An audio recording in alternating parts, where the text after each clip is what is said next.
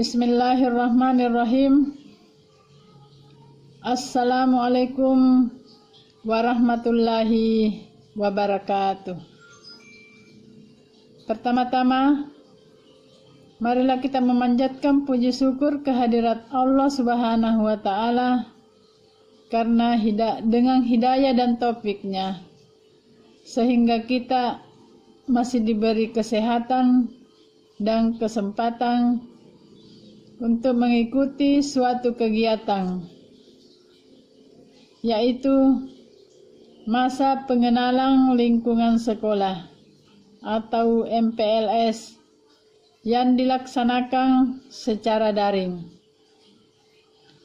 Dan tak lupa pula kita kirimkan salam taslim kepada junjungan kita Nabi besar Muhammad Sallallahu Alaihi Wasallam, Nabi yang senantiasa menjadi uswatun hasanah wa rahmatan lil alamin. Masa pengenalan lingkungan sekolah adalah suatu kegiatan yang dilaksanakan jika peserta didik memasuki jenjang pendidikan yang baru atau yang lebih tinggi. Masa pengenalan lingkungan sekolah ini dilaksanakan secara daring atau online karena situasi dan kondisi masih dalam keadaan pandemi. Bahkan Parepare pada saat sekarang ini dinyatakan sebagai zona merah. Para peserta didik yang kami cintai dan banggakan, selamat datang di UPT SMA Negeri 2 Parepare. Ibu juga mengucapkan terima kasih karena kalian telah memilih SMA Negeri 2 sebagai tempat untuk menuntut atau untuk menimba ilmu pengetahuan, di mana SMA 2 sampai saat ini diunggulkan, dibanggakan karena siswanya banyak meraih prestasi, baik prestasi akademik maupun non-akademik. Demikian juga terakhir ini banyak yang lolos di perguruan tinggi melalui SNPTN dan SBMPTN. Anak-anakku yang kami cintai, sebelum kita memasuki materi, terlebih dahulu Ibu akan memperkenalkan diri. Nama Hajjah Mardia, mengajar mata pelajaran PPKN atau Pendidikan Pancasila dan Kewarganegaraan. Alamat Jalan Maleo, Blok F, nomor 68, Perumnas Lompoe.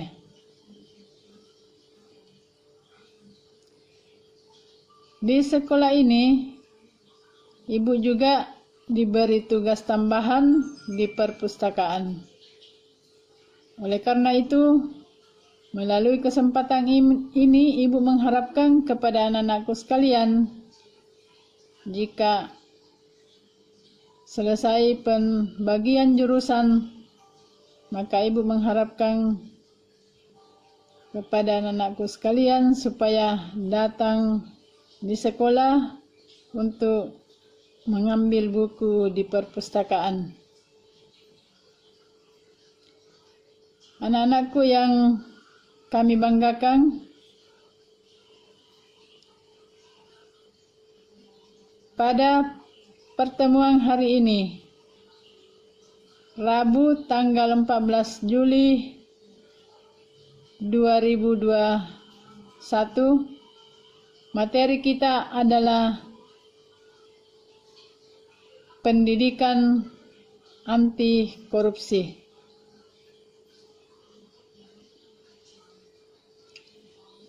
Korupsi sebagaimana diatur di dalam Undang-Undang Nomor 20 Tahun 2001 yang merupakan penyempurnaan Undang-Undang Nomor 31 Tahun 1991 bahwa korupsi adalah suatu bentuk perbuatan yang melawan hukum dengan tujuan untuk memperkaya diri, memperkaya orang lain atau kelompok yang dapat merugikan keuangan negara atau perekonomian negara. Korupsi juga dapat diartikan sebagai suatu perbuatan yang dilakukan oleh seseorang yang merupakan tindak kejahatan, penyalahgunaan jabatan atau wewenang. Korupsi juga dapat diartikan sebagai suatu penyalahgunaan penggunaan kekayaan negara demi untuk kepentingan pribadi. Anak-anakku sekalian yang kami cintai dan banggakan, korupsi di Indonesia sampai sekarang ini semakin merajalela. Hampir semua sektor dan lembaga negara yang ada ditemukan berbagai macam tindakan korupsi yang dilakukan oleh para penyelenggara negara, mulai dari pemerintah daerah sampai ke pemerintahan pusat.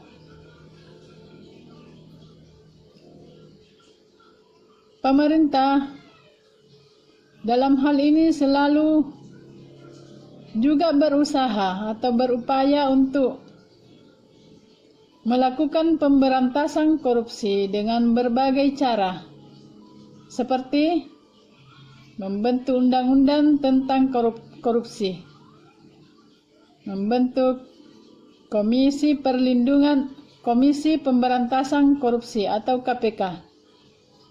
Namun, hal tersebut belum mampu meminimalisir tindakan atau penyebaran tindakan korupsi di Indonesia secara signifikan. Itu ditandai dengan ditemukannya atau masih banyaknya tindakan korupsi yang ditemukan oleh Komisi Pemberantasan Korupsi. Anak-anakku sekalian yang kami cintai, ada beberapa hal yang menyebabkan terjadinya korupsi di Indonesia. Antara lain, 1, karena adanya kepentingan politik. Sistem politik di negara kita ini selalu membuka celah terjadinya tindakan atau perilaku korupsi. 2, adanya sifat serakah bagi diri manusia sehingga mereka dengan mudah melakukan suatu perbuatan yang melanggar hak orang lain.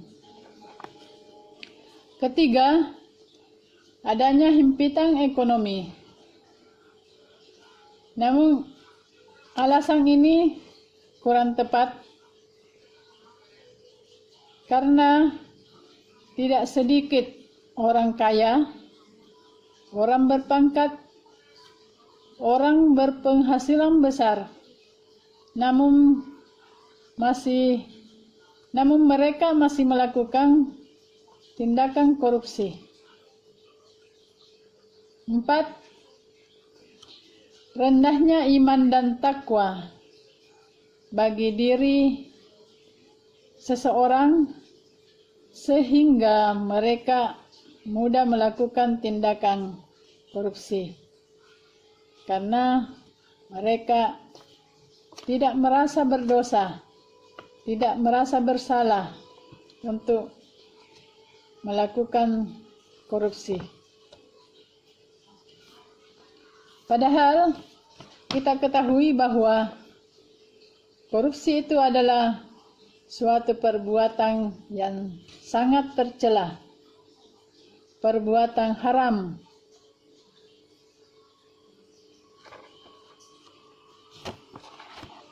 Nah, anak-anakku sekalian, apa yang dilakukan oleh pemerintah dengan membentuk undang-undang tentang korupsi, membentuk komisi pemberantasan korupsi. Namun itu tidak cukup dapat mengatasi perilaku korupsi di Indonesia. Korupsi di Indonesia dapat diatasi dengan beberapa hal, di antaranya 1. Penegakan hukum secara adil. 2. Memberikan sanksi bagi pelaku koruptor yang seberat-beratnya. Kalau perlu, diberikan hukuman mati atau potong tangan seperti apa yang dilakukan oleh beberapa negara di dunia ini. 3. Memperkuat iman dan takwa bagi warga negara Indonesia, khususnya para penyelenggara negara, agar mereka tidak mudah lagi melakukan korupsi atau mengambil uang negara untuk kepentingan pribadi. Karena dengan iman dan takwa, tentu mereka takut melakukan hal-hal yang melanggar norma-norma yang ada. Dalam hal ini norma hukum dan terkhusus norma agama. Karena pada dasarnya korupsi itu adalah suatu perbuatan yang keji, suatu perbuatan yang haram yang dapat disamakan dengan mencuri uang negara.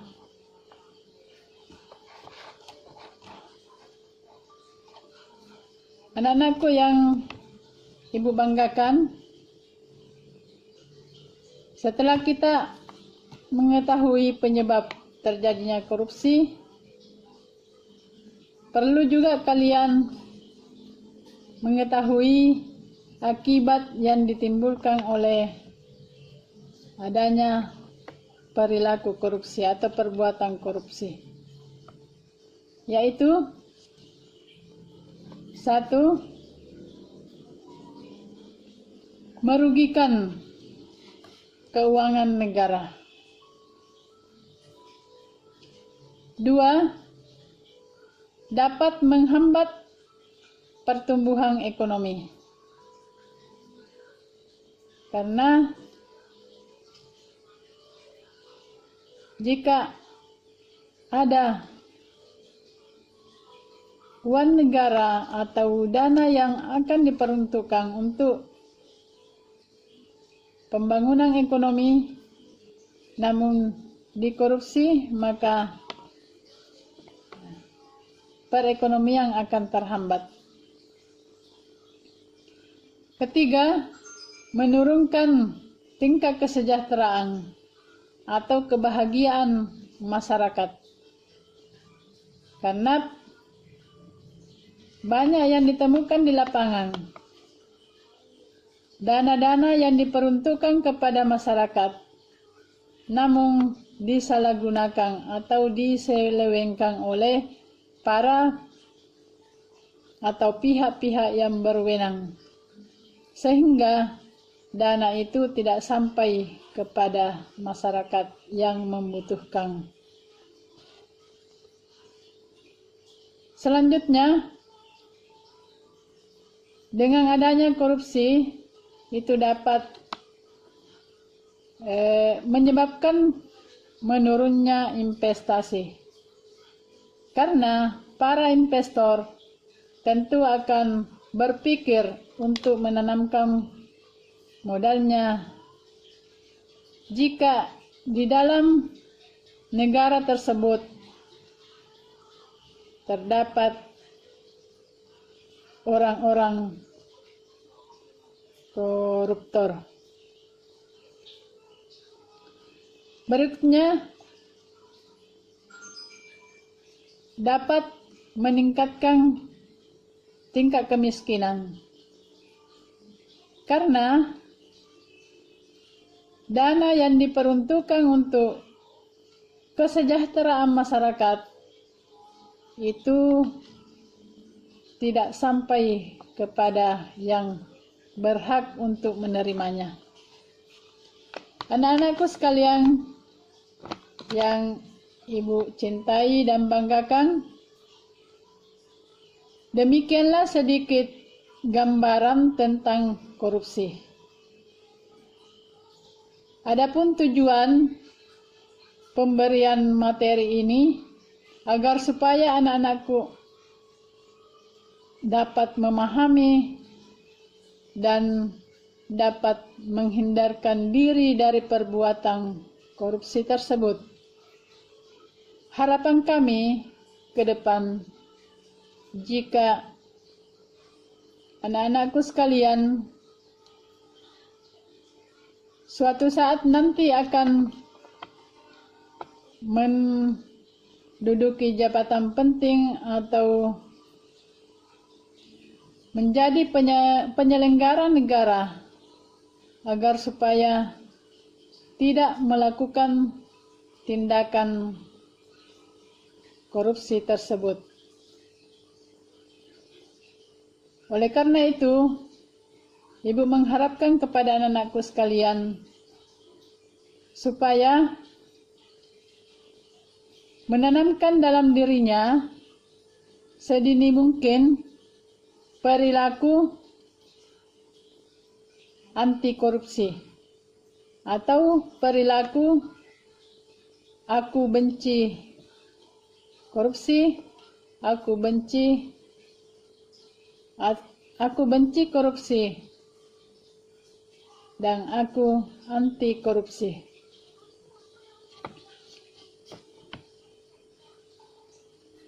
Anak-anakku sekalian yang Ibu banggakan, sekali lagi tanamkan dalam dirinya perilaku atau sikap anti dan benci korupsi. Selanjutnya, mungkin pada proses belajar mengajar nanti masih berlangsung secara daring. Oleh karena itu, Ibu mengharapkan kepada anak-anakku sekalian supaya mengikuti proses belajar mengajar dengan baik. Hindari korupsi. Misalnya, korupsi waktu, korupsi mengerjakan tugas dengan tidak menciplak tugas orang lain, tidak disiplin menyelesaikan tugas-tugas yang diberikan oleh guru. Jadi korupsi itu bukan hanya dari segi materi, tapi termasuk hal-hal seperti korupsi waktu, korupsi terhadap pelanggaran-pelanggaran yang ada. Anak-anakku sekalian, sikap kita terhadap korupsi harus ditanamkan sedini mungkin, yaitu sikap atau perilaku benci, perilaku tidak melakukan tindakan korupsi tersebut. Karena pada dasarnya korupsi itu adalah suatu perbuatan yang sangat keji. Dan apabila kita tersandung korupsi, maka bukan hanya kita yang malu atau menderita, akan tetapi seluruh keluarga kita akan merasakan perasaan tersebut. Anak-anakku yang ibu banggakan, karena kita dibatasi oleh waktu, maka ibu berpesan kepada kalian, tanamkan dalam diri kita perilaku jujur, adil, dan berakhlakul karimah.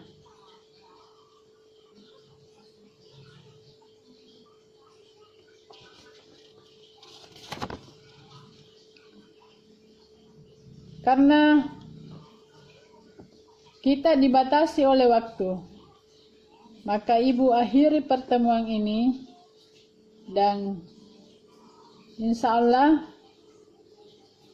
kita akan bertemu kembali dalam proses belajar mengajar selanjutnya. Jika ada kata kami yang tidak berkenan di hati anak-anakku sekalian, ibu mohon dimaafkan. Wabillahi taufik wal hidayah. Wassalamualaikum warahmatullahi wabarakatuh.